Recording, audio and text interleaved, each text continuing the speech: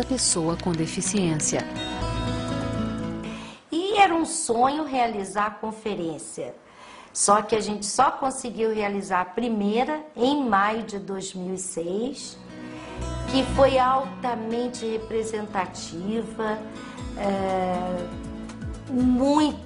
foi um marco na história do movimento, né? Porque vieram pessoas eleitas nos seus municípios, nos estados. É importante registrar que em 2006 e 2008, como eventos pioneiros no Brasil e no mundo, aconteceram a primeira e a segunda Conferência Nacional dos Direitos da Pessoa com Deficiência.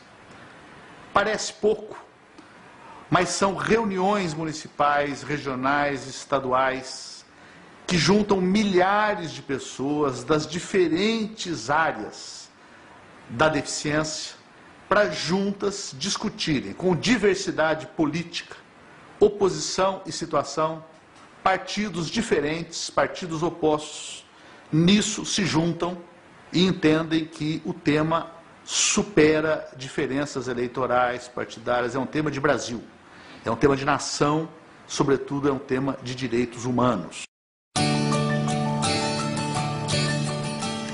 Conquistas e desafios do século XXI.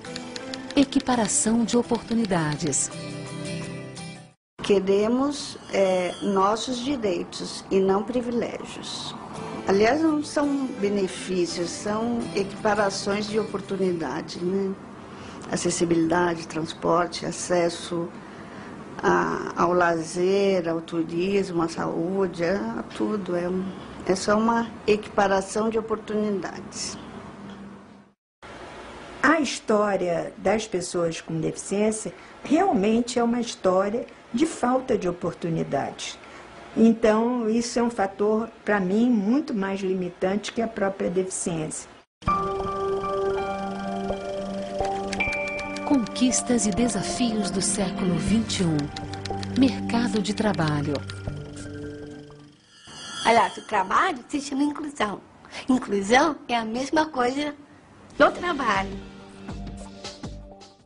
Nossa, falar sobre o trabalho é uma coisa mais gratificante para mim.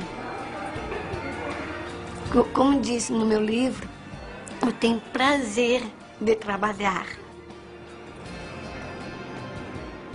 Com relação ao trabalho, que é o momento do emprego, quando se fala nessa parte da lei de cotas e tudo mais, nós estamos preparando pouco a pouco as empresas para estar recebendo as pessoas com surdo-cegueira. Porque muitas delas não estão preparadas para estar recebendo, não só o surdo-cego, mas todos, né?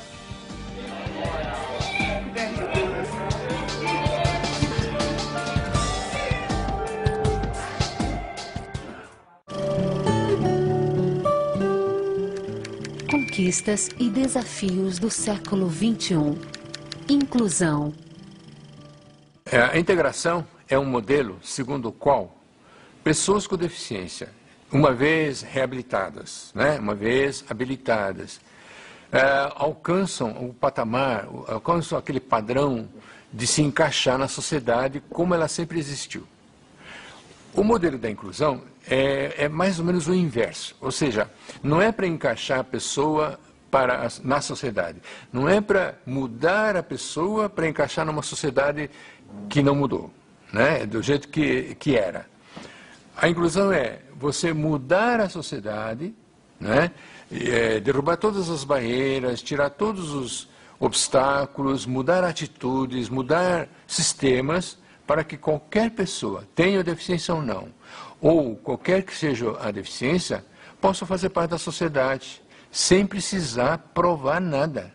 O conceito de inclusão e o conceito de desenvolvimento inclusivo surgem já como uma evolução do que a gente chama modelo médico para o modelo social. Para entender a diferença entre o modelo médico e o modelo social, que na verdade a Convenção da ONU é criada com base nesse modelo social da deficiência, A diferença é, eu vou contar através de uma imagenzinha que eu sempre trabalho, que eu acho que facilita, que é o seguinte: se você tem, por exemplo, um cadeirante em frente a uma escada e lá em cima tem a urna de votação, tá?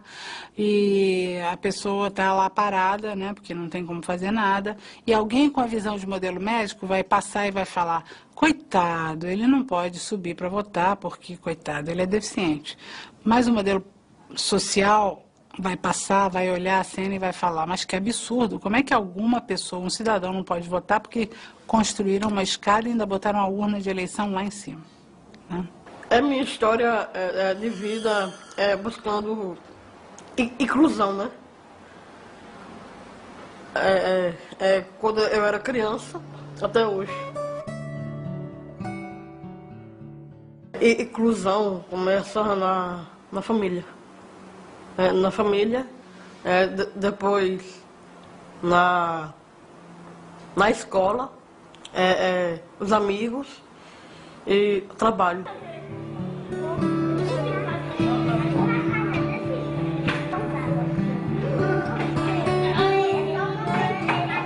Não podemos ser rejeitados, assim, ou discriminados, né?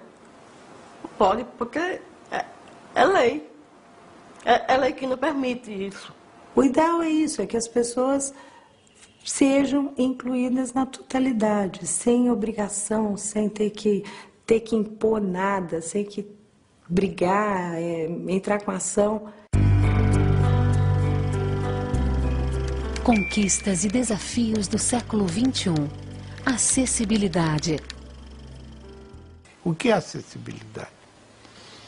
Acessibilidade a logradouros, acessibilidade ao trabalho, à educação, à saúde, acessibilidade ao lazer. Isso tudo ainda não é reconhecido plenamente. As barreiras que existem não são só arquitetônicas, existem as barreiras atitudinais, os preconceitos, as discriminações. A meu costuma falar que a minha deficiência aumenta e diminui de acordo com o meio ambiente que eu estou. Apesar de andar, se você me colocar num lugar sem de escada, sem corrimão, certamente eu terei a minha deficiência vai aumentar. Mas se me botar num lugar cheio de rampas, de fácil acesso, com condição acessível, a minha deficiência cai. Às vezes até pode zerar.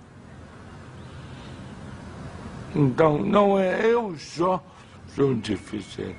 O meio ambiente também é. Conquistas e desafios do século XXI. Libras. A Libras é uma língua para os surdos, pois não ouvem e usam a língua de sinais.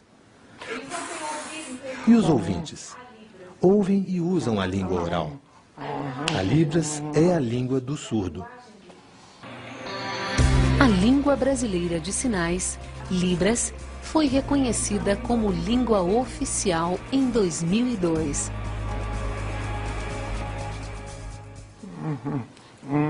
O usuário da língua de sinais é o surdo. O intérprete vai apenas mediar a informação entre as duas línguas, recebê-la em uma língua e passar para a outra. Mas foi o surdo quem lutou pela Libras, e o intérprete apenas coloca a voz naquela opinião do surdo. Mas a luta pela Libras é do surdo. Conquistas e desafios do século XXI. Livros em braille. Sem livros, o pai do próprio Luiz Braille disse: o cego não pode ser educado. Então nós todos desejávamos os livros, porque os videntes tinham os livros para estudar. E por que nós não podíamos ter também pelo menos um número de livros suficiente para nós conhecermos a nossa língua, falar corretamente, usar corretamente. Por isso que nós queríamos uma imprensa, nós queríamos livros. Sem livros, como que era possível estudar? E escorregou para dentro da água. Ao descobrir quem o chamava, quase oculto pela alta vegetação. Conquistas e desafios do século XXI. Vida independente. Eu visitei pela primeira vez um centro de vida independente, em Virgínia, e fiquei 1 hora, 2 horas conversando com a equipe, mas deu para captar completamente o que era a proposta daquele espaço, né, que me impactou muito. E a gente voltou e começou a se reunir com as pessoas naquela época da Adferge ainda, Lília, Sheila, Celso, Zé Carlos, enfim, o pessoal do Rio. E nós estruturamos o CVI Rio em torno desses princípios. Primeiro, considerar a pessoa antes da deficiência, porque geralmente o teu olhar primeiro é para a deficiência e não só para a deficiência, com todas as representações que as pessoas já fazem em relação à deficiência. E a característica do CVI era muito menos entidade reivindicatória, embora com ativismo muito grande, mas as pessoas com deficiência começando a prestar serviços técnicos para outras pessoas como elas. E o movimento de vida independente vem dizer o quê?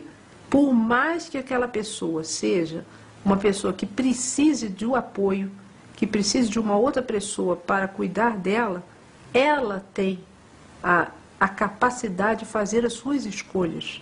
Então, desde cedo, o CVI começou a fazer seminários de capacitação anualmente.